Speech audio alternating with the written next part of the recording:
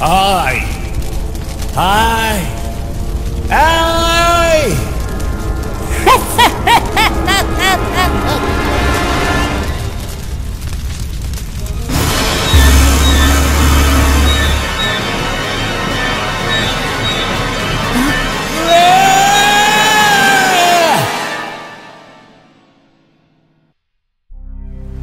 দুদিন ধরে অনবরত বৃষ্টি হয়ে চলেছে, বাইরে বেরোনোর উপায় নেই।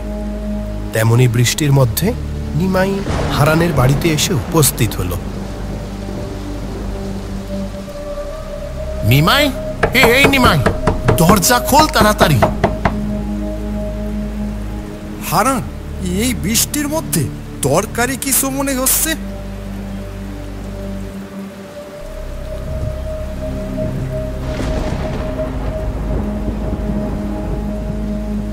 তুই বৃষ্টির মধ্যে এত রাতে? আর ভিতরে আয়। কি বলবো রে ভাই, নগেন খোড়ো তো মারা গেছে। কি বলছিস রে? আর কি বলছি, তবে তুই তো এমনিতেই জানিস এই নগেন খুড়ো তো গায়ের মানুষদের সাথে তেমন একটা মিশতো না।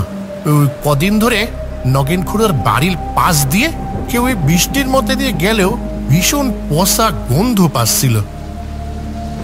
তা আজকে সন্ধ্যার দিকে আমি যখন নগেন খুড়োর বাড়ির পাশ দিয়ে ফিরছি, ওফ, গন্ধটা দিনে দিনে আরো বাড়ছে। এই বৃষ্টির মধ্যে কি পচা গন্ধ, নগেন খুড়োরে তো একেবারে দেখাই যাচ্ছে না। একবার বাড়ির ভিতরে গিয়ে দেখি তো।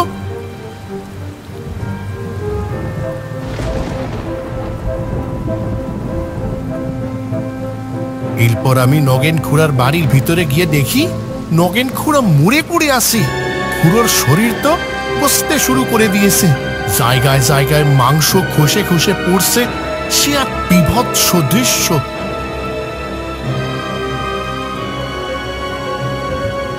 এই গ্রামের সবাইরে গিয়ে জানাইলাম, আর তোরেও জানাইতে এলাম। এই বৃষ্টির মধ্যে পোড়ানো তো এখন মুশকিল হবে। আচ্ছা, মুরল মশাই জানি ব্যাপারটা? এত করে নিশ্চয়ই জেনে গেছে। কেউই তো নগেন খুড়োর বাড়িতে একদম যেতেই চাইছে না। এই সবাই তো জানে নগেন খুড়ো পিশাচ নিয়ে কি সব কারবার করতো না। চল, আর দেরি করলে চলবে না আমাদের।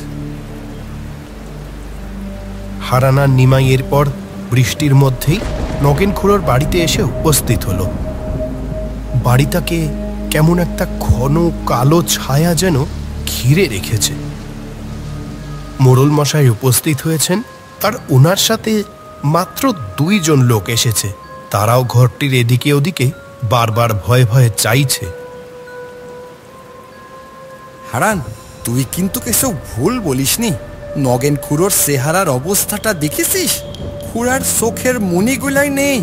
স্বাভাবিকভাবে মরলে কারোর এমন চেহারা হয়? কেমন একটা পচা গন্ধ, বারবার মনে হচ্ছে কিছু যেন কালো ছায়া আমাদের দেখেই চলেছে। আচ্ছা নিমাই, হারান, তোরা সব এসে গেছিস?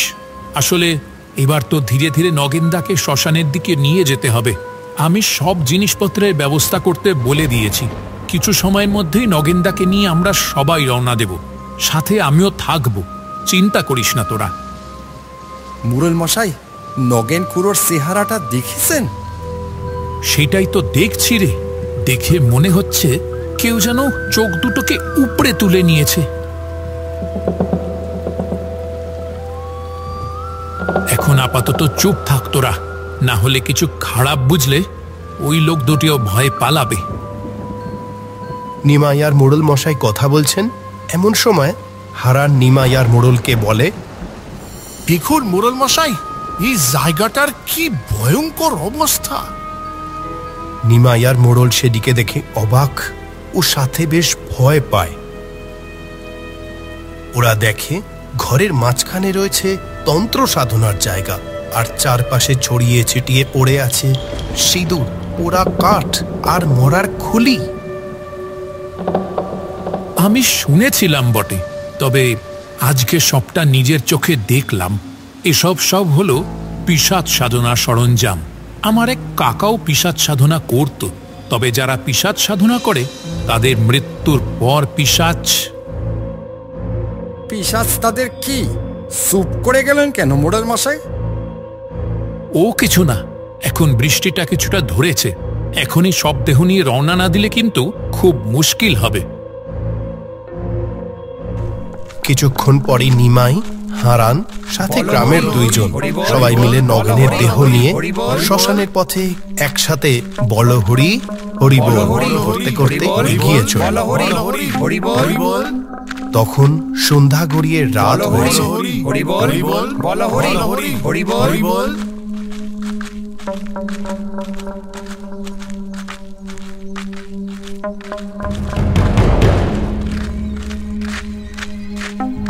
হারান, বারবার মনে হচ্ছে না রে আমাদের পিছনে পিছনে অন্ধকারে কেউ যেন একটা আসছে?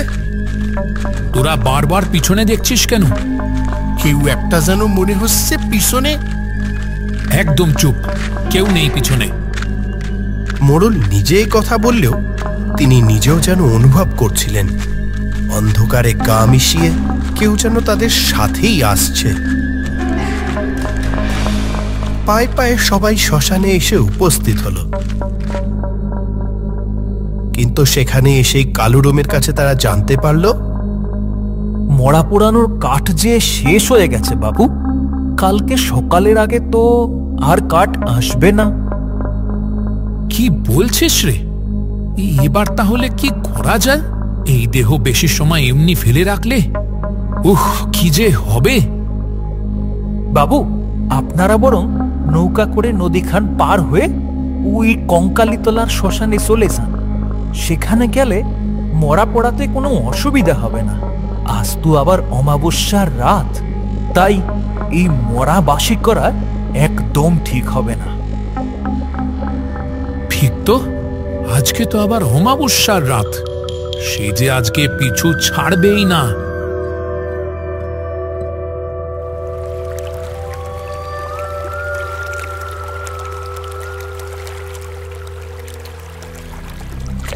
কালুডোমের এই সব কথা শুনে আর বেশি দেরি না করে নৌকা নিয়ে নগেন খুড়োর মৃতদেহ নিয়ে নদী পার হয়ে সবাই পৌঁছে যায় কঙ্কালীতলার শ্মশানে। মুরল মশাই ছিলেন বলে এই বৃষ্টির রাতেও মাঝি নৌকা চালাতে রাজি না হয়ে পারে না। যখন সবাই কঙ্কালীতলার শ্মশানে পৌঁছালো তখন রাত বেশ গভীর হয়েছে। শ্মশানের পরিবেশটা যেন বেশ গা ছমছমে। নগেন খুড়োর নিথর দেহ নিয়ে এক পা দু পা করে হারান, নিমাই আর বাকি সবাই সেই শ্মশানের ভিতরে এগিয়ে চলল। সেই শ্মশানের ডোম মোড়া পোড়ানোর জন্য ধীরে ধীরে সব ব্যবস্থা করতে শুরু করে দেয়। ঠিক এমন সময় আবার ঝমঝম করে বৃষ্টি শুরু হয়। এখন তো নগেনদার দেহ পোড়ানো যাবে না, বৃষ্টিটা একটু কমুক। চল, আমরা ততক্ষণে সবাই ওই বড় গাছটার নিচে গিয়ে দাঁড়াই। নগেন খুড়োর দেহটারও সাথে করে নিয়ে যাই। দেহটা এখানেই থাক। সবাই এরপর গাছটার নিচে গিয়ে দাঁড়ায়। বেশ জোরে বৃষ্টি শুরু হয়েছে।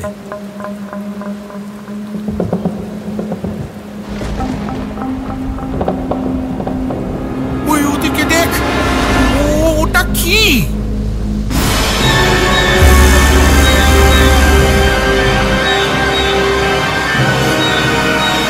বিদ্যুতের ঝলকানিতে এরপর সবাই যা দৃশ্য দেখল তা দেখে গ্রামের দুটি মানসিক জ্ঞান হারালো।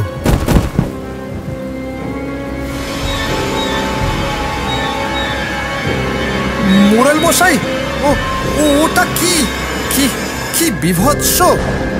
আমি এই ভয়টাই পাচ্ছিলাম। ওটা হলো পিশাচ।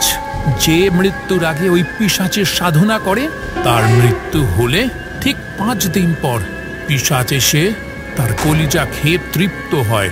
5টা দিন সব সময় পিশাচ সেই মৃতদেহের আশেপাশেই থাকে। কেউ তখন দেহ পোড়াতে গেলে পিশাচ তাকেও মেরে ফেলে। তোরা বলছিলি না নগেন খুড়োর বাড়িতে সবটা সময় কাউকে অনুভব করছিলি? আসলে সেটা ওই পিশাচ। এখন যদি এই বৃষ্টি না হতো আর আমরা দেহ ওখানে না রেখে ওটাকে যদি পোড়ানো শুরু করতে যেতাম, তাহলে হয়তো এতক্ষণে আমরা সবাই মরতাম। এসব কি বলছেন মোড়ল মশাই? এই সব কিছুই আমি আমার কাকার থেকে জেনেছিলাম। কিছু সময় পর সেই বিভৎস চেহারা আর তার সাথে আরেকটি কালো ছায়া হঠাৎ বাতাসে মিলিয়ে যায়। এখন আর ভয় নেই। নগেন খুড়োর দেহ যত তাড়াতাড়ি সম্ভব এখন সৎকার করে ফেলতে হবে।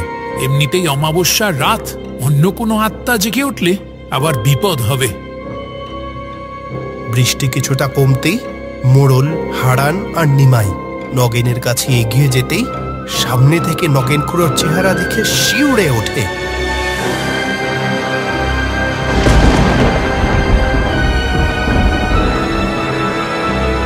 উফ, কি ভয়ানক অবস্থা নগেন খুড়োর। নগেন খুড়োর আত্মাকে সেই পিশাচ কালো অন্ধকারের জগতে টেনে নিয়ে গেছে।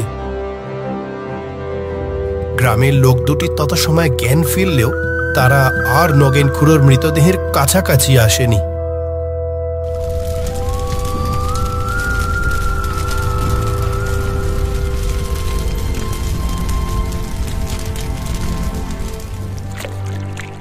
মুরলী নগেন খুড়োর মুখাগ্নি করে।